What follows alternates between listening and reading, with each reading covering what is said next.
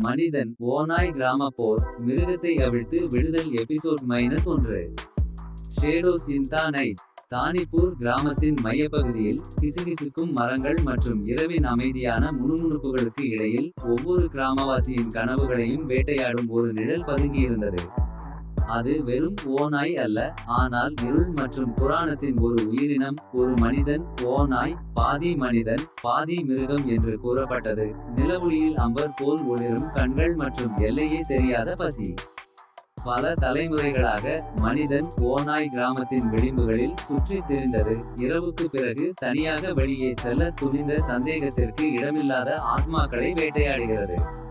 அதன் அலறல் இரவு முழுவதும் எதிரொலித்தது, நிழலில் பதுங்கியிருந்த ஆபத்தின் குளிர்ச்சியான நினைவூட்டல். ஒரு அதிர்ஷ்டமான மாலையில் சூரியன் அடிவானத்திற்கு கீழே மூழ்கி கிராமத்தின் மீது இருள் இறங்கியதும் கிராமவாசிகள் ஒரு குழு காட்டின் விளிம்பில் ஒரு மேட்டின் மீது தடுமாறினர்.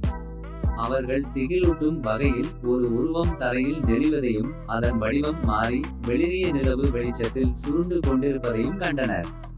பாதி மனிதனாக பாதி மிருகமாக இரு உலகங்களுக்கிடையில் ஏதோ ஒரு பயங்கரமான கனவில் சிக்கிக்கொண்டது போல் தோன்றியது.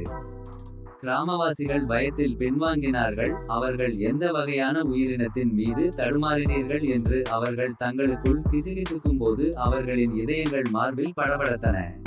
அப்போதுதான் ஒரு முதியவர் முன்னோக்கி சென்றார். அவரது முகம் வயதுக்கு ஏற்ப இருந்தது, ஆனால் அவரது கண்கள் ஞானத்தால் கூர்மையாக இருந்தன. அது சாதாரண ஓநாய் இல்லை என்று அவர் அறிவித்தார். அவரது வார்த்தைகளின் கணத்தில் அவரது குரல் நடுங்கியது. அது ஒரு மனிதன். ஓநாய் இருளிலும் விரக்தியிலும் பிறந்த ஒரு உயிரினம், இரத்தத்தை தேடி பூமியில் சுற்றித் திரியும். கிராமவாசிகள் திகிலடைந்தனர். அவர்களின் மோசமான பயம் முதியவரின் வார்த்தைகளால் உறுதிப்படுத்தப்பட்டது. தாங்கள் இதுவரை அறிந்திராத அச்சுறுத்தலை எதிர்கொள்கிறோம் என்று அப்போது அவர்கள் அறிந்தார்கள். ஒரு புராணக்கதையின் உயிரினம் மனித சதையின் மீதான தீராத பசியால் உந்தப்பட்டது. ஆனால் பயம் அவர்களின் இதயங்களை பற்றி கொண்டாலும் அந்த முதியவர் நம்பிக்கையை பற்றி பேசினார். இருளில் ஒரு ஒளியின் பிரகாசம், அது அனைவரையும் அழிக்க அச்சுறுத்தியது.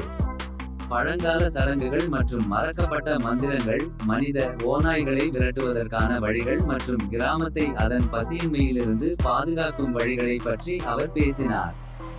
எனவே விரக்தியில் இருந்து பிறந்த உறுதியான உணர்வுடன் கிராம மக்கள் வரவிருக்கும் போருக்கு தயாராகினர்.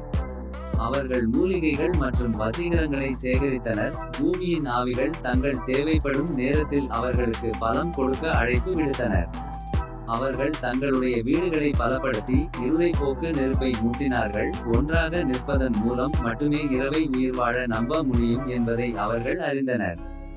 சந்திரன் வானத்தில் உயர்ந்து கீழே உள்ள கிராமத்தின் மீது வெள்ளி பிரகாசத்தை வீசியது. மனிதன் ஓநாய் தானியப்பூரின் விளிம்புகளில் சுற்றித் திரிந்தது.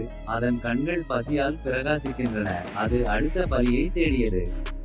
ஆனால் கிராமவாசிகள் தயாராக இருந்தனர். அவர்கள் இருளுக்கு எதிராக ஒன்றுபட்டனர். அவர்களின் இதயங்கள் தைரியத்தால் நிரம்பியுள்ளன. அவர்களின் ஆவிகள் உறுதியுடன் பிரகாசிக்கின்றன. மனித ஓநாய் அவர்களுக்காக வந்தபோது அவர்கள் அதை நேருக்கு நேர் சந்தித்தனர். தங்கள் கூட்டு விருப்பத்தின் சக்தியாலும் அவர்களின் அடங்காத ஆவியின் வலிமையாலும் அதை திருப்பிச் சென்றனர். கடந்து செல்லும் ஒவ்வொரு தருணத்திலும் உயிரினம் பலவீனமடைந்தது. விடியலின் முதல் ஒளி அடிவானத்தை தொட்டவுடன் அதன் பயங்கரமான வடிவம் இரவில் மறைந்தது. உறக்கத்தில் இருந்த தானியப்பூர் கிராமத்தின் மீது சூரியன் மீண்டும் ஒருமுறை உதித்தபோது கிராம மக்கள் தாங்கள் வெற்றி பெற்றதை அறிந்தனர். அவர்கள் தங்கள் ஆழ்ந்த அச்சங்களை எதிர்கொண்டு போராட்டத்திற்கு வலுவாக வெளிப்பட்டனர்.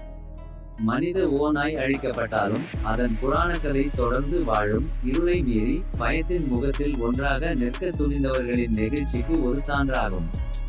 தானிப்பூர் கிராமத்தின் மையத்தில் நிலவு கல் வீதிகளில் வெள்ளி பிரகாசத்தை வீசியது. காற்றில் ஒரு அமைதியின்மை நிலவியது. பல வாரங்களாக கிராமவாசிகளிடையே கிசுகிசுக்கள் பரவின. காட்டின் விளிம்புகளில் சுற்றித் திரிந்த ஒரு உயிரினத்தின் கதைகள். ஒரு மனித ஓநாய், பாதி மனிதர் பாதி மிருகம், இருளில் எரியும் நெருப்பு போல ஒளிரும் கண்களுடன். சூரியன் அடிவானத்திற்கு கீழே மூழ்கி நிழல்கள் நீண்டு கொண்டே போனதால் கிராம மக்கள் தங்கள் வீடுகளில் பதுங்கி கதவுகளை பூட்டிக் கொண்டும் ஜன்னல்களை அடைத்து கொண்டும் இரவோடு இரவாக இருந்தனர். ஆனால் இரவு முழுவதும் எதிரொலிக்கும் எலும்புகளை உறைய வைக்கும் அலறல்களிலிருந்து அவர்களின் வீடுகளின் பாதுகாப்பு கூட அவர்களை காப்பாற்ற முடியவில்லை. வெளியில் பதுங்கியிருக்கும் ஆபத்தை ஒரு பேய் நினைவூட்டல். கிராமவாசிகள் மத்தியில் இருளை எதிர்க்க துணிந்த ஒருவர் இருந்தார். மாயா என்ற இளம் பெண், உறுதியுடன் பிரகாசிக்கும் கண்கள் மற்றும் தைரியத்தால் எரியும் இதயம்.